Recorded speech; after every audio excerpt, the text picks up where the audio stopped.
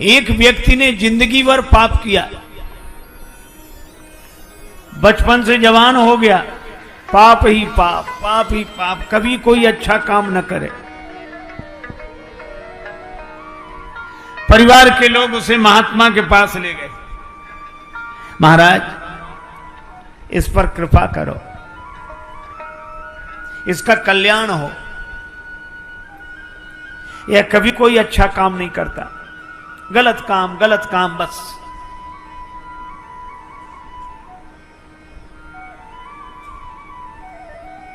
महात्मा ने कहा कोई बात नहीं, हमारे पास छोड़ दो। महात्मा ने उससे कहा कि तुम हमारे साथ रहोगे? बोला साथ रहने में कोई आपत्ति नहीं, पर हमसे भजन के लिए मत कहना। महात्मा बोले क्यों? तो कहने लगा कि भजन की बात सुनते ही हमें सिर दर्द होने लगता है।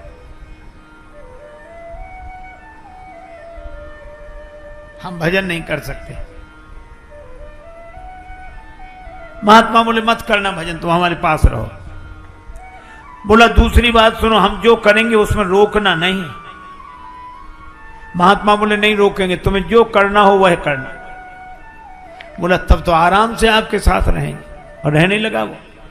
महात्मा से मित्रता हो गई, उसे जो मन में आवे सो करे और भजन करे नहीं।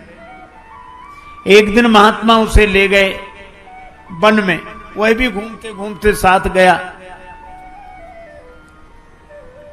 महात्मा ने कहा कि देखो तुम्हारा हमसे प्रेम है तो एक काम करो, क्या मेरे कहने से एक बार राम कह दो। बोला इससे क्या फायदा? महात्मा बोले फायदे की मत सोच, तू तो राम राम कहे। हम लोगों की आदत है, कभी किसी से कहो कि भैया भजन किया करो, राम राम किया करो, तो लोग तुरंत क्या कहते, इससे क्या फायदा? अच्छा रामायण पढ़ा करो, क्या फायदा? एक महात्मा बार बार कहते भैया राम राम किया करो, तो सामने वाला कहे क्या फायदा? रामायण पढ़ा करो, क्या फायदा? महात्मा परेशान हो गए, तो उन्होंने उससे कहा कि तुम तम्बाकू खाते हो? बोले हाँ खाता हूं। बोले क्या फायदा? बीड़ी पीते हो? बोले हाँ पीते। बोले क्या फायदा? बोले ऐसे तो हमने सोचा ही नहीं। महात्मा बोले इतने तुम गलत काम करते हो बिना फायदे की सोचे, तो एक राम नाम ही मिला है जिसके लिए फायदा सोचोगे? क्या बिना फायदे की सोचे राम राम नहीं कर सकते? इतनी चीजें करते हो बिना फायदे की सोचे, तो राम नाम भी बिना फायदे की सोचे करो।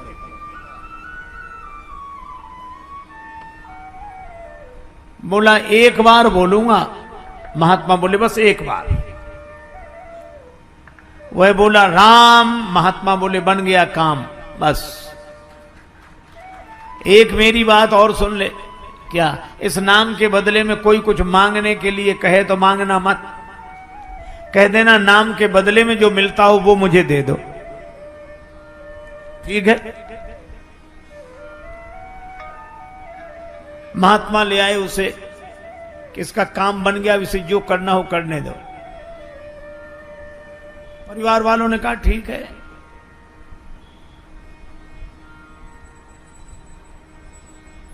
महात्मा चले गए, वो अपने घर रहने लगा, मनमाने काम करने लगा। लेकिन एक दिन जब वो मरा तो लोग गए कि ये मर गया मर गया। यमदूत उसे यमलोक ले गए, यमराज के सामने। यमदूतों ने हिसाब सुनाया कि इसने जीवन भर गलत काम किए हैं, एक बार एक महात्मा के कहने से राम कहा है बस। यमराज बोले तो इससे पूछ लो ये राम नाम के बदले में क्या चाहता है। यमदूतों ने कहा क्या चाहते हो? यमराज पूछवा रहे हैं राम नाम के बदले में। उसे महात्मा की बात याद आ गई। वो कहने लगा मुझे तो कुछ नहीं चाहिए, नाम के बदले में जो मिलता हो सो दे दो। अब यमराज के यहां राम नाम का हिसाब थोड़ा ही है। चलो ब्रह्मा जी से पूछते हैं। उस व्यक्ति को लेकर ब्रह्मा जी के यहां गए। ब्रह्मा जी से पूछा कि राम नाम एक बार कोई ले तो उसका महत्व क्या है, फल क्या है? ब्रह्मा जी बोले हमें पता नहीं, हम तो वेद मंत्रों का उच्चारण करते रहते हैं, आनंद में रहते हैं। तो फिर का राम नाम भगवान शंकर लेते हैं, उनसे ही पूछो। तो उस व्यक्ति को लेकर ब्रह्मा जी यमराज शंकर जी के पास गए। शंकर जी से कहा कि आप दिन रात राम राम करते हैं, तुम पुनि राम राम दिन राती, तुम आप निरंतर राम राम राम राम राम स्मरण करते हैं, तो एक बार नाम लेने का क्या फल है? शंकर जी ने कहा कि नाम स्मरण तो मैं खूब करता हूं, लेकिन एक बार राम नाम लेने का क्या फल है ये मुझे भी पता नहीं। फिर किससे पूछें?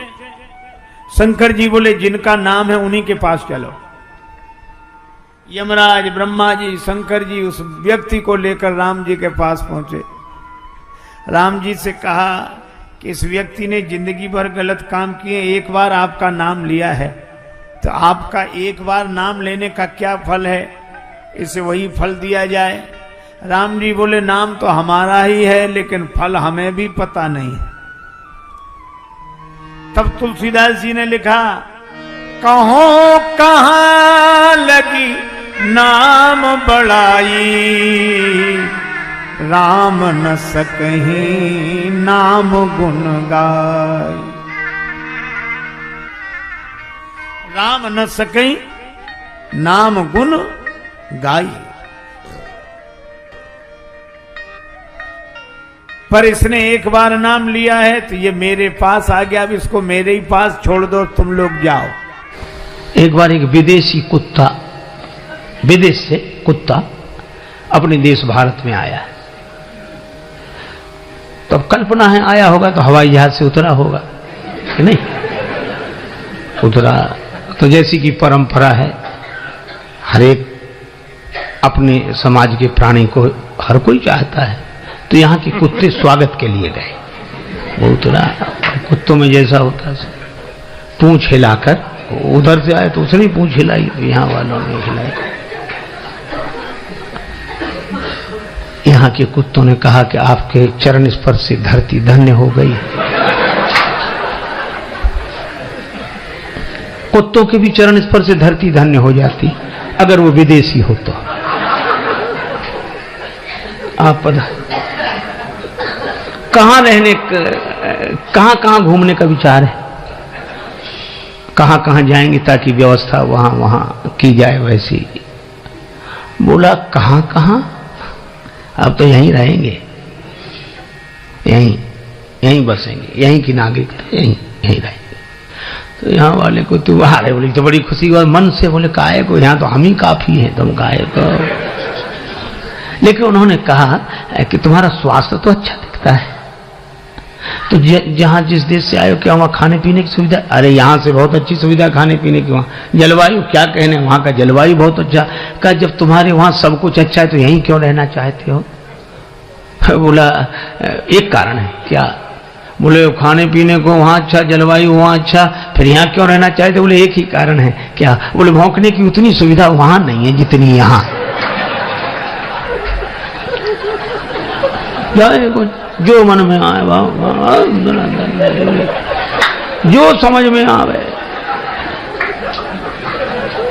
इन राजाओं से धनुष तो हिला नहीं, काम तो इतना बनता नहीं। ले उछड़ा ऐसे ही, सीता जी को छुड़ा लो, पकड़कर दोनों भाइयों को बांध लो, जनक जी सहायता करें तो उनको भी युद्ध में जीत लो, वहीं बैठे रहे, हिले तक नहीं अपनी जगह से। अच्छा छीनने की वृत्ति क्यों आई?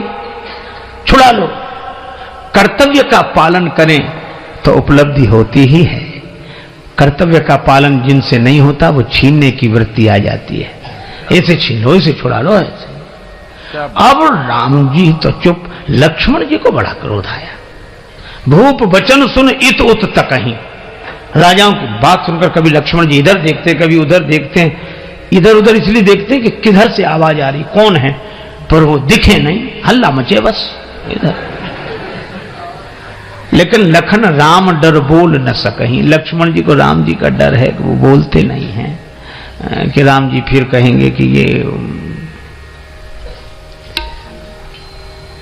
राम जी ने लक्ष्मण जी की तरफ देखा तक नहीं कि अगर इशारा कर देंगे तो यहां दीप दीप के भूपति इकट्ठे हैं, ये तो कितना बड़ा युद्ध होगा, विश्व युद्ध हो जाएगा, इतने लोग इकट्ठे हैं।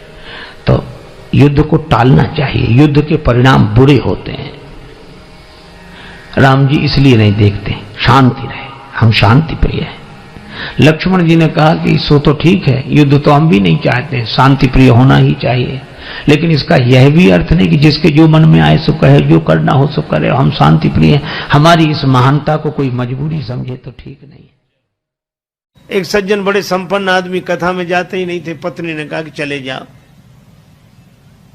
बड़ी मुश्किल से एक दिन पत्नी के कहने पर गए। लोगों ने देखा कि संपन्न आदमी पहली बार कथा में आया, कथा शुरू नहीं हुई थी, व्यास जी आकर बैठे थे। लोगों ने उन्हें देखा कि आइए आइए आइए आइए, सब लोग आइए आइए, हो गया।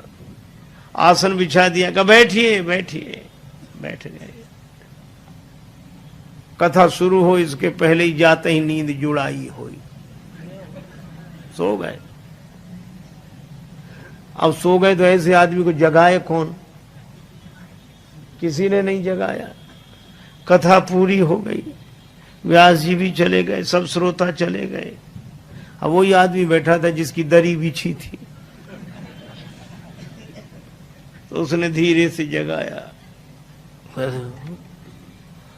बोले जाइए, कथा हो गई। हाँ हो गई, बड़ा आनंद आया, बहुत आनंद। घर पहुंच गए, पत्नी ने कहा कथा सुनी? हाँ सुनी, पर वहां 3 तो शब्द, आइए बैठिए जाइए, बस। पत्नी ने कहा अभिमानी आदमी है, दोबारा जाएगा नहीं। कहा ये तुम्हारे लिए मंत्र हैं, कल फिर जाना। तो अपने कमरे में जाकर बैठा, नींद नहीं आ रही थी, कथा में सो के आया था, घर में कैसे नींद आवे। बिजली बंद कर दी, अब लेटे, नींद बैठ गया। पत्नी ने कहा ये मंत्र है, तो मंत्रों का जब करे तो बार बार कहा आइए बैठिए जाइए, आइए बैठिए जाइए। अंधेरा था, घर में घुसा चोर। चोर ने जैसे ही प्रवेश किया, ये बोला आइए। चोर ने कहा किसने देख लिया? तो चोर दबे पांव पीछे खिसकने लगा, तो ये बोला बैठिए। अरे बोले इसने पहचान लिया। तब तक चोर भागा, और भागा तो ये बोला जाइए। चोर ने समझा, पहचान लिया, पकड़वा देगा कल। तो चोर दौड़ा दौड़ा आया, इसी के चरणों में गिर गया। चरण पकड़ ली, जो रुपया पैसा लाया था सो चढ़ा दिया, मुझे बचा। ये घबराया कि मंत्र इतनी जल्दी सिद्ध हो गए।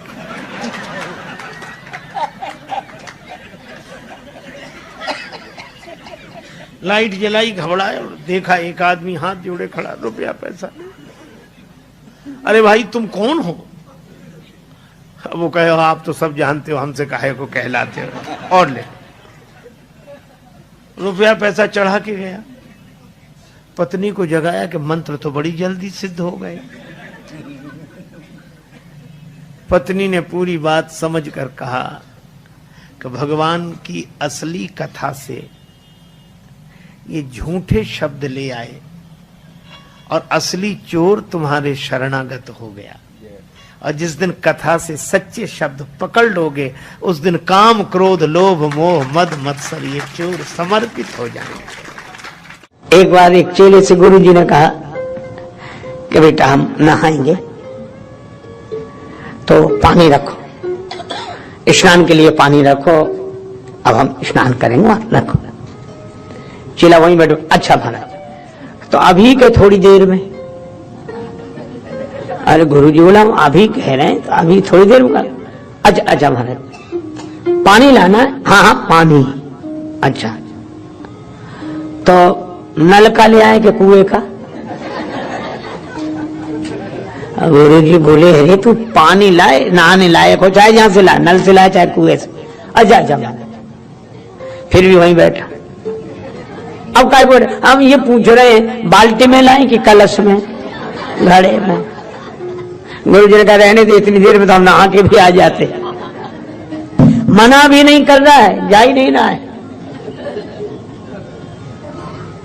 ये और कहे कि बस हम तो आपके चरणों के आश्रित हैं बस।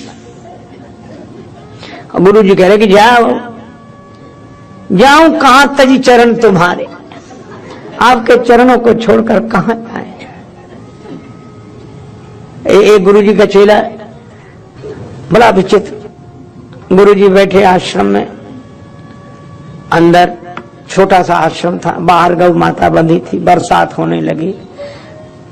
गुरु जी ने कहा कि बेटा गाय भीग रही है वर्षा में, गाय को बंधन से मुक्त करो ताकि वह आश्रम के अंदर आ सके। चेला बैठे बैठे बोला, गुरु जी बंधन से मुक्त करना तो आप जैसे महापुरुषों का काम है, हम जैसा जीव भला क्या किसी को बंधन से मुक्त कर सकता है जो खुद बंधन में पड़ा। क्षमा करें, यह अनधिकार चेष्टा हमसे नहीं होगी। बोलो, गुरु जी भी समझ गए कि चेला नहीं गुरु ही मिला है। तो दो तरह की विचित्रताएं। कुछ लोग होते हैं जो ऐसा आदेश का पालन करते हैं कि गुरु जी से कोई लेना ही देना नहीं, और कुछ लोग ऐसे हैं जो वहीं बैठेंगे पर जाएंगे कहीं नहीं, काम ही कुछ नहीं करेंगे। पर राम जी, अच्छा आपने देखा होगा जब लोगों का या शिष्यों का मान बढ़ जाए ना, तो फिर गुरु जी के प्रणाम करने का ढंग भी बदल जाता है। उनको ये लगता है कि हमको लोग इतना मानते और यहां प्रणाम करें। एक गुरु जी का चेला था जो सवेरे 4 बजे आता था प्रणाम करने, अंधेरे में, बस सवेरे ही कर जाए। एक ने कहा कि बड़ा भक्त है साहब, ब्रह्म मुहूर्त में आता है। अरे हमने कहा काहे का भक्त है? ये इसलिए प्रणाम इस समय करता है ताकि इस समय कोई देखे नहीं, दिन भर नहीं करेगा। और दिन में सचमुच नहीं करता था, दिन में तो ऐसे बताता गुरु जी को वहां जानते हैं, वहां है। तो लोगों में इज्जत भी बनी रही,